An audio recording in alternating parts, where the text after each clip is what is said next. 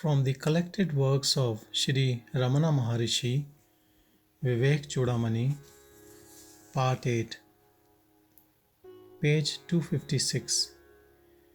Therefore, my son, if you too, by the eye of wisdom, obtained through unwavering samadhi, discover beyond all doubt the supreme self of perfect bliss, which is your original nature, you will no longer have any doubts about what you have heard. Cast out, therefore, the illusion created by the mind and become a sage, a realized man who has attained the purpose of life. The teacher, like the scriptures, gives instructions common to all, but each person must experience bondage and deliverance, hunger and satisfaction, sickness and health for himself. Others can only infer it from him. Similarly, he who discriminates must cross the ocean of birth and death by his own efforts through the grace of the Supreme Lord, thus obtaining release from bondage which is due only to ignorance, remain as being consciousness bliss. The scriptures, reason, the words of the Guru, and inner experience are the means you have to use it for this. The essence of the Vedantic scriptures may be condensed into the following points. First, in me, the unmoving Brahman, all that seems different is utterly without reality. I alone am. This is called the standpoint of elimination. Badha Drishti.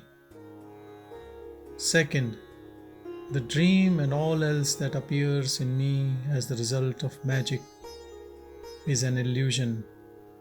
I alone am the truth. This is called the standpoint of illusion. Mithya Drishti. Third, all that appears as form apart from the sea, that is the bubble and the wave is the sea. All that is seen in a dream is seen in him who sees the dream.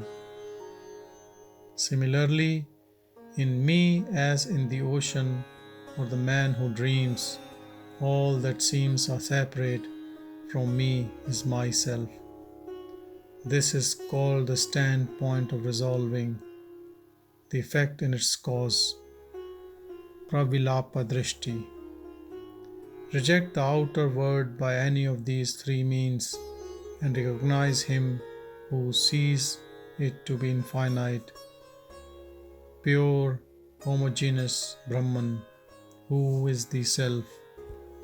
He who has thus realized Brahman is liberated.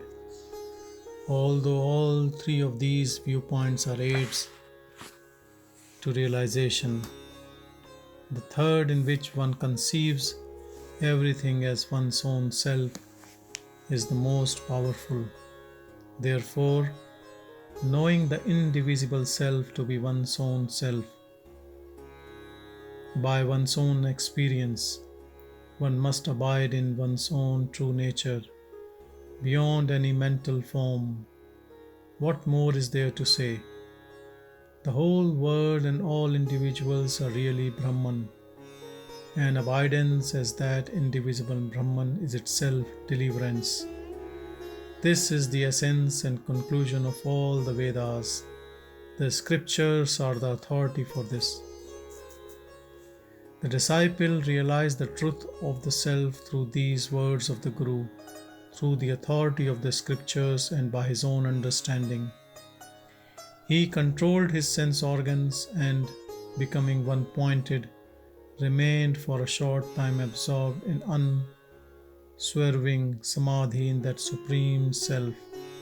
Then he rose up and spoke thus to his Guru: O Master of the supreme experience, incarnation of the supreme peace of Brahman, of the eternal essence of non-duality, endless ocean of grace, I bow down to you.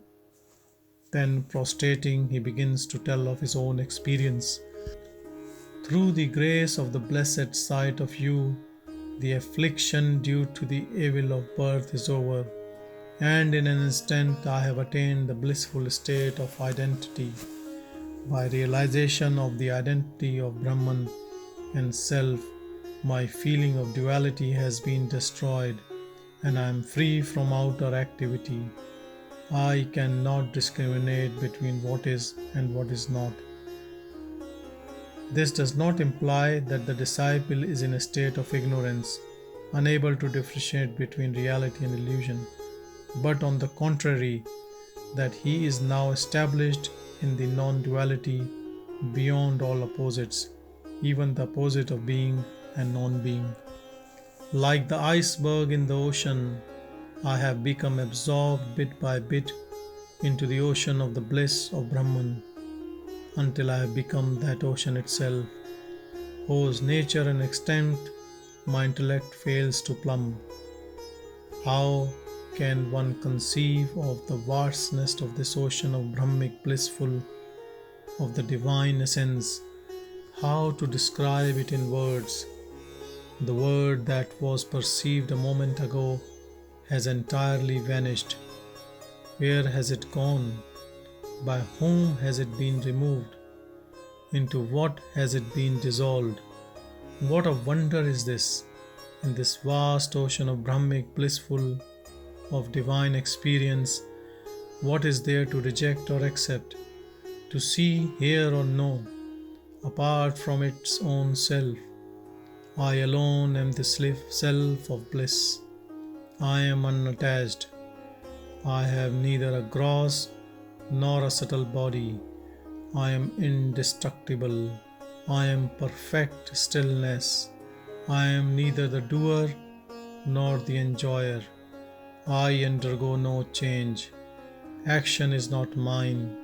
I am not the seer or the hearer, the speaker, the doer, or the enjoyer. I am neither things experienced nor things not experienced, but He who illumines both. I am the void, within and without.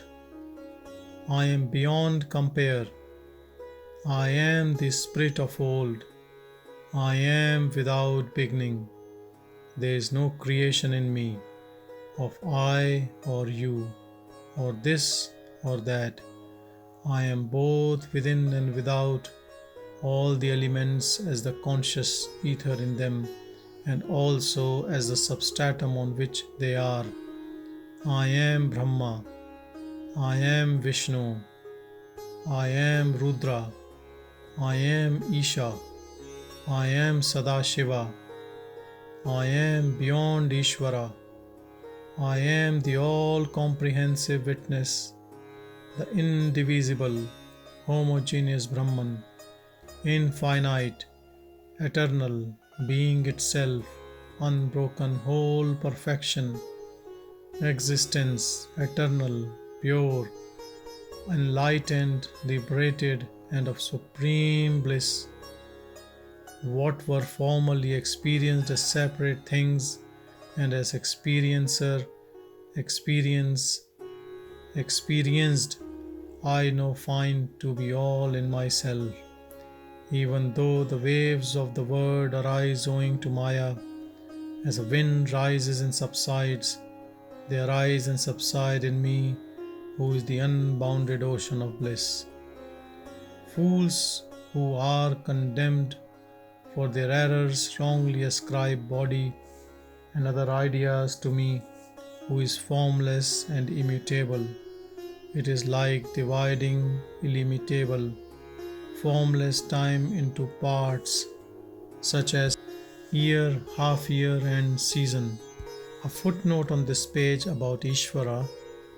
Even Ishvara, the personal God, is a condensation or manifestation of absolute being, and therefore to some extent a limitation. Even this is transcended in the state without impurities, without any ego sense. Just as the earth is not made wet by the waves of mirage, so destruction cannot touch me in any way. For I am the unattached like the ether, separate from all that I illumine like the sun, motionless as a mountain, boundless as the ocean. Just as the ether is unaffected by the clouds, so am I by the body. How then can it be my nature to wake up, dream, and sleep as the body does? It is only the bodily limitations upon being that come and go, act, and reap the fruits of action that are born, exist, and dissolve. How can I perform karma, choose activity or withdrawal, reap the fruits of merit or demerit? I who am like the fixed mountain mentioned in the Puranas, who is ever motionless, indivisible, complete and perfect, like the ether, who is one perfect whole without senses, consciousness, form or change. If a man's shadow is cold or hot or has good or evil qualities, that does not affect the man at all. And in the same way, I am beyond virtues and vices. The scriptures also declare this. Just as the nature of a house does not affect the light within it, so too objective characteristics cannot affect me, who is their witness, distinct from them, changeless and untouched. Just as the sun witnesses all activity, so am I the witness of this whole objective world. Just as fire pervades iron, so do I permeate and enlighten the world, and at the same time I am the substratum on which the world exists, like the imaginary serpent in a piece of rope. Being the self-effulgent I am not the doer of anything, nor he who causes it to be done. I am not the eater, nor he who causes anything to be eaten. I am not the seer, nor he causes anything to be seen. It is the superimposed adjunct that moves. This movement of the reflected consciousness is ascribed by the ignorant to the consciousness itself. So too, they say that I am the doer, the enjoyer, that I, alas, am them, being inactive like the sun in causing growth upon the earth. Being the self of the forms and elements, I remain untouched by the reflected light of consciousness. It makes no difference to me if this body drops down on earth or in water. The qualities of the reflected light of consciousness no more affect me than the shape of a pot affects the ether inside it. States and functions of the intellect, such as doing, enjoying, understanding, being dull-witted or drunk, bound or liberated, do not affect me, since I am the pure non-dual self. The duties, dharmas, arising from Prakriti in their thousands and hundreds of thousands no more affect me than the shadow cast by clouds affect the ether. I am that in which the whole universe from Prakriti down to gross matter appears as a mere shadow, that which is the substratum, which illumines all, which is the self of all, is of all forms, is all pervasive and yet distinct from all, that which is all void, which is distinct without any of the attributes of Maya, that which is scarcely to be known by the gross intellect, which is ether itself, which has neither beginning nor end, which is subtle, motionless, formless, inactive, immutable, that pure Brahman in its natural state, unbroken, eternal, true, aware, endless, self-subsistent bliss, non-dual Brahman. Master, I was perplexed in the nightmare forest of samsara, of birth, old age, and death caused by Maya, distressed by the tormenting episodes in it, and terrified by the tiger of the ego. You awakened me from the nightmare by your grace and saved me, bringing me supreme bliss. Great Master, by the glory of your grace, even I have obtained the empire of real being. I have become blessed and have accomplished the purpose of this life. Redeemed from the bondage of birth and death, I realize the reality of my being, which is the entire ocean of bliss. Oh, it is all the glory of your grace, O Supreme Master. Obeisance again and again to your blessed feet, which, being in the form of the pure bliss of consciousness, are seen as the whole of creation. Obeisance forever and ever. The Supreme Master is thus addressed with jubilant heart by the disciple, who bows at his feet after realizing the truth of the one being, the supreme bliss. He replies, just as he who has eyes has nothing to do but delight in forms, so he who knows Brahman has no other satisfying use for his intellect than experience of the Brahman reality. Who would care to look at a painted moon when the full moon shines in all its splendor for our delight? No one who has true knowledge can give up the essence to find delight in what is unreal. There is neither satisfaction nor banishment of sorrow in the experience of unreality. Therefore, a man must make every effort to see with the eye of realization, and with the mind in a state of perfect peace, to see his own self as Brahman, as the truth of non-duality, shining as the self of the whole universe. He must meditate on this and concentrate ceaselessly on the self. Then he will enjoy unbroken experience of essential bliss, and this alone will satisfy him. It is the intellect which causes restlessness, appearing as a city in the clouds, in the attribute-less whole of the conscious self, and so the intellect must achieve absolute stillness, and this will give eternal bliss and serenity in Brahman. Whereas stillness and silence have been attained, there will be contentment and peace. Perfect silence, free from latent tendencies, is the only means of experiencing eternal bliss for the Mahatma. For he who knows Brahman, who has realized the self, and experiences unbroken bliss. The sage who has thus realized the supreme Brahman will ever delight in the self with unobstructive thought current. He comes and goes, stands, sits and lies down, performs whatever actions he will, with no need to observe place, time, posture, direction, rules of yama or other stages of yoga or positions for concentration. What need is there for rules such as yama for realizing oneself?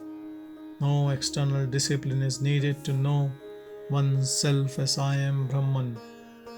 Just as Devadatta needs no other outer technique to know himself as such. This ever-existent self shines of its own accord when the mind is pure, just as a pot is naturally seen when the eyesight is not defective. There is no need to consider the purity of place or time for abiding in the self. Just as the world is illuminated by the sun, so all the universe and the Vedas, Shastras, Puranas, and various elements are illumined by Brahman, who is also consciously self-effulgent. How can this Brahman be illumined by any low non-existent non-self. The Supreme Self is self-effulgent with manifold powers or Shakti, incapable of being known by anyone, and yet is experienced by everyone as the I in the heart. It is in realizing this Atman that the knower of Brahman is released from bondage, and when released, he knows the contentment of experiencing the essence of eternal bliss. This perfection of his beauty is beyond imagining. He feels no happiness or sorrow on account of outer conditions, whether agreeable or disagreeable, and has no likes or dislikes. He accepts like a child all conditions that surround him, owing to the desires of others. Just as an innocent boy is absorbed in his game without worrying about hunger, thirst, or physical distress, so is the sage absorbed in the play of his own self without ego consciousness, and delights permanently in the self. Ascending in the chariot of his body, he who enjoys the wide expanse of pure consciousness begs his food without any thought or feeling of humiliation, drinks the water from rivers, wraps himself in clothes that have not been washed or dried, or in the bark of trees, or goes naked. No code or rule of conduct binds him, for he is permanently free. Although sleeping on the ground like a child or madman, he remains ever fixed in Vedanta. Mother Earth is the flowery couch on which he lies. He sleeps without fear in the forest or cemetery, for his sport and pleasure are in Brahman. He who is the universal self assumes at will countless forms and has countless experiences. In one place he behaves like an idiot, in another like a learned mad, and in third like one deluded. Again, in one place he moves about as a man of peace, in another as a king, in another as a beggar eating out of his hand for want of a bowl. At one place he is seen to be adored, at another decried. Thus he lives everywhere, and the truth behind him cannot be perceived by others. Although he has no riches, he is eternally in bliss. Although others may not help him, he is mighty in strength. Although he may not eat, he is eternally satisfied. He looks on all things with an equal eye. Though acting, it is not he who acts. Though eating, it is not he who eats. Though he has a body, he is bodiless. Though individualized, he is the one indivisible whole. Knowing Brahman and liberated while yet in the body, he is not affected by likes and dislikes, joys and sorrows, auspicious and inauspicious things, natural to the common man who is attached to the body. Although the sun is never really caught by the dragon's head in an eclipse, it seems to be, and fools who do not know the truth say, "Look, the sun is caught." Similarly, they say that he who knows Brahman has a body, but that is their delusion, because although he seems to have a body, he is no way affected by it. The body of the liberated man, although free from bondage, exists in one place or another like the sloughed skin of a snake. The body of a liberated man, like a dog, like a log of wood, tossed up and down by the current of river, may sometimes be immersed in pleasure owing to his prarabdha, but even though is so, due to the effect of latent tendencies in prarabdha, as with the body of a worldly person, he still remains the witness in his state of inner silence, the hub of the wheel, free from desire and aversion, and utterly indifferent. He neither attaches the senses to the objects that give pleasure nor detaches them. The fruits of his actions do not affect him in the slightest, since he is completely drunk with the unbroken experience of the nectar of bliss. He who knows Brahman is the Absolute Self, the Supreme Lord, with no need for special forms of meditation. Of this there is no doubt. He who knows Brahman has achieved the purpose of life and is eternally liberated as Brahman, even though living in the body and using its faculties. Indeed, he realizes the state of Brahman even with the destruction of the body and its adjuncts. It is like an actor on the stage who is the same individual, whether he wears a mask or not. It makes no difference to a tree whether the place where its dead leaf falls is auspicious or not, whether it is a river, a canal, a street, or a temple of Shiva. Similarly, it does not affect the sage where his body, already burned in the fire of knowledge, is cast away.